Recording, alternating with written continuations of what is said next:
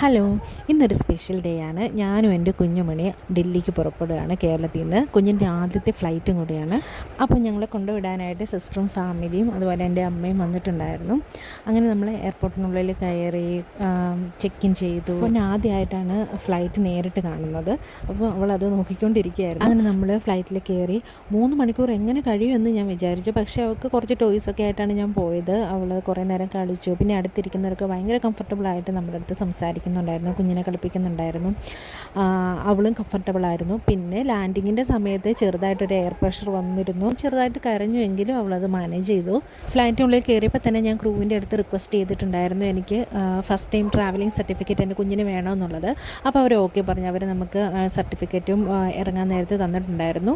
അങ്ങനെ ഞങ്ങൾ കിലോമീറ്റേഴ്സ് താണ്ടി അമ്പാടിയുടെ അടുത്ത് എത്തിയിട്ടുണ്ട്. ഡൽഹി വന്നിറങ്ങിയപ്പോൾ തന്നെ നല്ല രീതിക്ക് ചൂടുണ്ടായിരുന്നു, നല്ല രീതിയിൽ ഞങ്ങൾ വിയർക്കുന്നുണ്ടായിരുന്നു. എത്രയും പെട്ടെന്ന് തന്നെ വീട്ടിലെത്തുക എന്നുള്ളതായിരുന്നു ഞങ്ങളുടെ ലക്ഷ്യം. കാരണം കുറച്ച് ടയേർഡായിട്ടുണ്ടായിരുന്നു.